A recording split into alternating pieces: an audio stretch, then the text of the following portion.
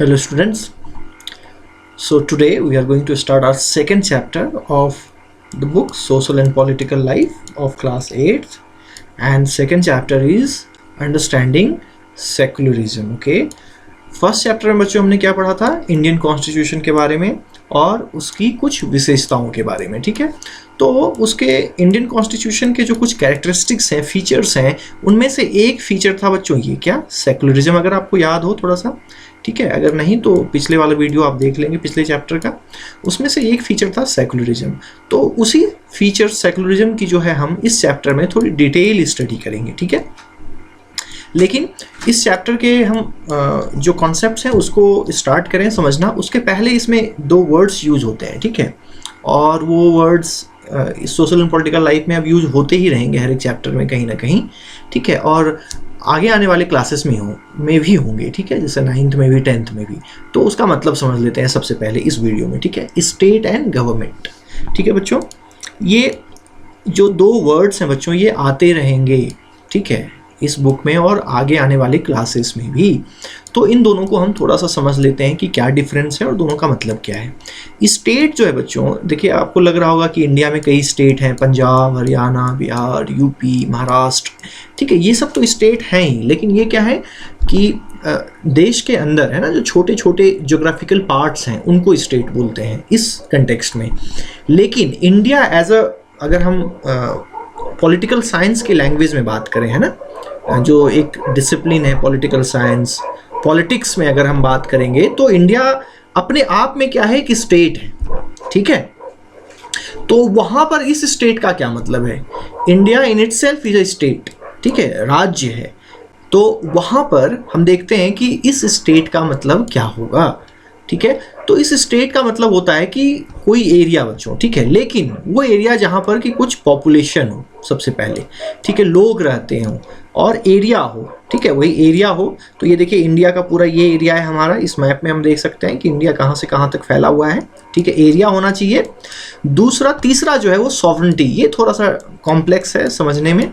इसका मतलब सिंपल सा ये होता है बच्चों कि हमसे ऊपर की अथॉरिटी कोई नहीं है. मतलब इंडिया को कोई दूसरी कंट्री ये नहीं बोलेगा कि तुम ऐसे करो, ऐसे चलो, तुम्हें ये करना चाहिए, तुम्हें ये करना चाहिए, वो करना चाहिए. ठीक है, मतलब इंडिया को चाइना नहीं बोल सकता कि तुम ये करो, इंडिया नेपाल को नहीं बोल सकता कि तुम ये करो. ठीक है, इंडिया चाइना को नहीं बोल सकता कि तुम्हें ऐसे चलना चाहिए. ठीक है, मतलब सभी जो कंट्री हैं, ठीक है, वो अपने आप में फुल पावरफुल हैं.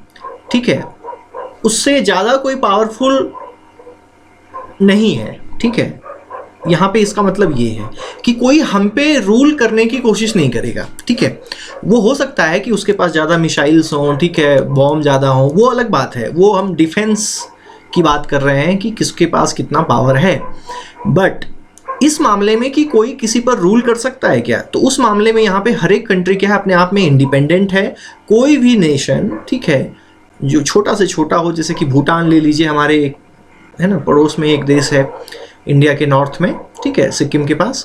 तो वहाँ पर ऐसा नहीं है कि इंडिया बड़ा इस कंट्री है तो भूटान पे जो है रूल करने लगेगा. ठीक है, तो हर एक कंट्री क्या है, अपने आप में सुपर पावरफुल है. ठीक है, उसके बियॉन्ड कोई अथॉरिटी नहीं है, उससे कोई बड़ी अथॉरिटी नहीं है रूल करने वाली. सभी इंडिपेंडेंट है. इसका सिंपल सा ये मतलब है. और गवर्नमेंट, स्टेट में एक गवर्नमेंट होनी चाहिए. तो गवर्नमेंट का यहाँ पे क्या मतलब है? गवर्नमेंट का मतलब है ग्रुप ऑफ पीपल. गवर्नमेंट में क्या होता है, देखिए हमारे जो माननीय प्रधानमंत्री अभी कौन है, ठीक है, श्री नरेंद्र मोदी जी. ठीक है, और उसी तरह से और भी कई मिनिस्टर्स हैं. ठीक है, फाइनेंस मिनिस्टर हैं. ठीक है, सीतारमन जी. ठीक है, उसके बाद हमारे गृह मंत्री हैं. ठीक है, अमित शाह जी.